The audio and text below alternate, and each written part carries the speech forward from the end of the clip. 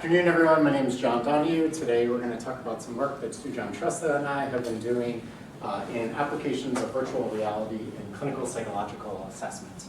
But first, we're going to do a quick test. So I'm going to put up some words, and I just want you all to read the list of words as fast as you can to yourselves, and those are the only instructions. Can't see them. I'm sorry.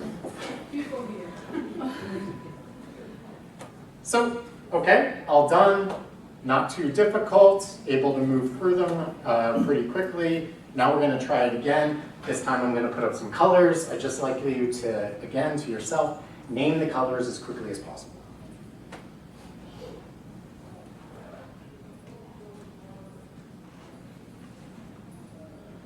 So again, not a very difficult task.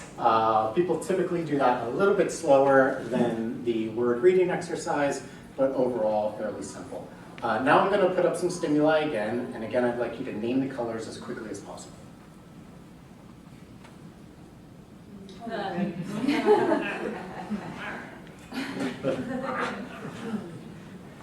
Some groans, yeah. So some difficulties, right? A little bit more difficult than the previous task. What's happening here?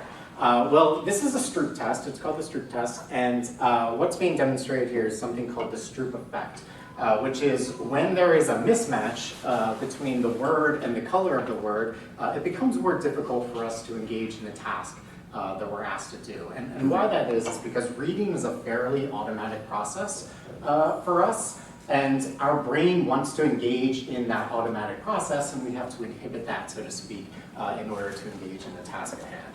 So the Stroop is a neuropsychological test that is thought to assess something called response inhibition. There's some debate, but response inhibition is one of the overriding theories. And response inhibition refers to this more global concept of withholding or suppressing a prepotent response so that we can engage in some sort of larger goal. This is thought to be a pretty critical ability in everyday life. We're often distracted, disoriented, and we have to reallocate our attention to the task at hand. Deficits in response inhibition are also thought to be something called a transdiagnostic factor across forms of psychopathology. So difficulties with response inhibition show up in depression, anxiety, schizophrenia, impulse control disorders. And some examples of that might be the distraction and impulsivity we see in impulse control disorders, or perhaps our tendency to kind of ride off into a wave of thought when it comes to that rumination and worry that's characteristic of depressive and anxiety disorders. How do we assess response inhibition? Well, we use tools like the Stroop and related paper and pencil or computerized tools. Sometimes we give self-report questionnaires where we ask people what they think about their abilities to inhibit prepotent responses. But there's thought to be a mismatch between these tests and the everyday demands of regular life. That these tests are actually lacking in something called psychological validity. So our task here was to, well, the question we wanted to ask was, can we do a better job of capturing real-life functioning in some of these clinical assessments that we use to assess different forms of psychological disorders?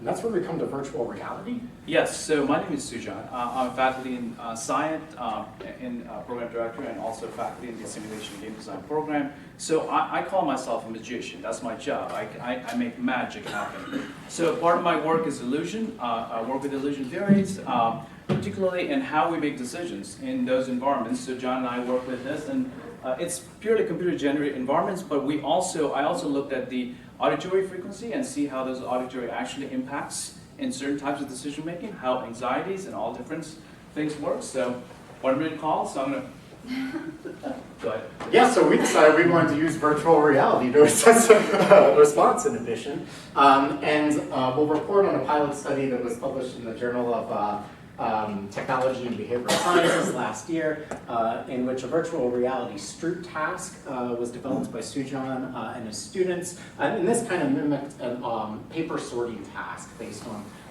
words and also color names. And in this task, we had the 3 conditions, like you all just kind of went through, including that color-word mismatch. And then we had a 4th condition in which we added in some distractors.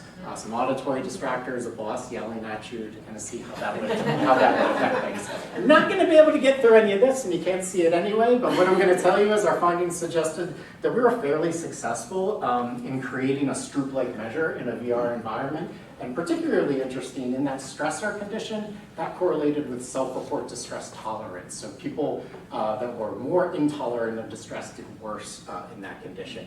So preliminary support for the notion that virtual reality can be a useful tool in assessing performance-based deficits in cognitive ability.